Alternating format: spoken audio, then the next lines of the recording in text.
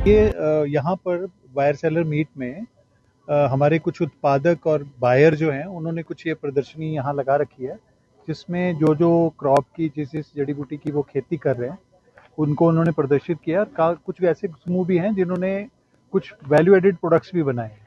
तो एक ये बायर सेलर मीट है, इसका उद्देश्य एक ही है कि किस तरह से खरीदने वाले को बेचने वाले से जोड़ा जाए और औषधीय पौधों के क्षेत्र में गुणवत्ता युक्त सामग्री जो है वो उद्योग जगत को भी उपलब्ध कराई जाए और किसानों को उनके उत्पादों का उचित मूल्य उपलब्ध कराया जाए।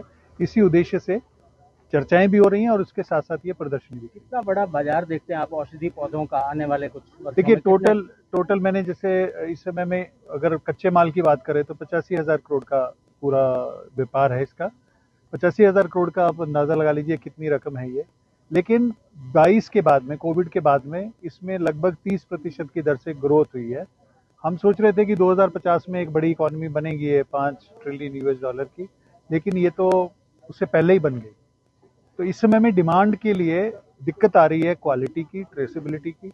बाहर से जो डिमांड आ रही है, जैसे हमारे मसाले हैं, 48% हमारे मसाले हैं। मसालों के लिए क्वालिटी और खेती की बहुत सख्त जरूरत है काम करने के आगे, जिसके लिए ये प्रयास भारत सरकार की तरफ से, आयुष मंत्रालय के नेशनल मेडिसिनल प्लांट्स बोर्ड की तरफ से ये उत्तर भारत के 7 राज्यों में किए जा रहे हैं। उसी को आप सब यहाँ। मैं इतना ही कहना चाहूँगा कि जो अच्छी मंशा से चल रहे हैं वो चलते रहें।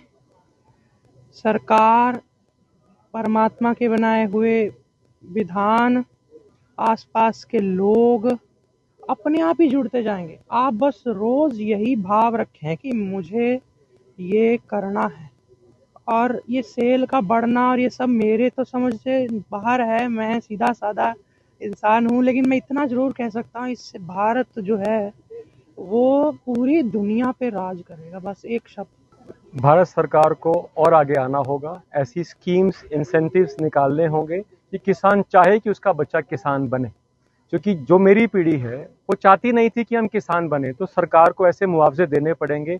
ऑल्टरनेटिव क्रॉप की तरफ उनको प्रेरित करने के साथ साथ कॉम्पनसेशन भी करना होगा, क्योंकि एक नया एक्सपेरिमेंट है कि हम चाहते हैं कि लोग औषधियों की खेती करें, पेड़ों की खेती करें, हॉर्टिकल्चर करें। अब एक पेड़ है, उसको फल आने में 3-4 साल लगेगा। जो किसान अभी मान लीजिए कनक की खेती कर रहा है, जीरी की खेती कर रहा है, उसको हर 6 महीने में पैसे मिलते हैं। अगर उसको हम बोलें कि पेड़ लगाओ, तभी तो ऑर्गेनिक खेती को बढ़ावा मिलेगा। पेड़ के बिना ऑर्गेनिक खेती नामक कोई चीज़ नहीं है। तो गवर्नमेंट को ऐसे ऑफिसर, चंदन साहब जैसे और ऑफिसर्स भर्ती करने की ज़रूरत है, जो नियत से, जज्बात से और हिम्मत से देश के कोने कोने में जाकर ऐसे प्रोग्राम का आयोजन करें।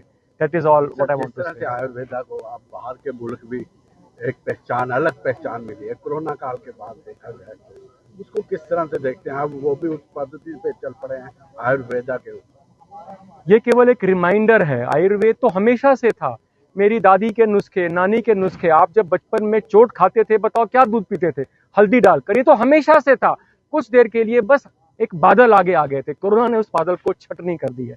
अब तो दुनिया खुल के हमसे मांग रही है और हमको धीरे धीरे आयुर्वेद के प्रचार करने की अब बात नहीं करनी, हमको गुर्रा के, जुर्रत से चिल्लाकर अब दुनिया को बताना है कि हम आ गए हैं।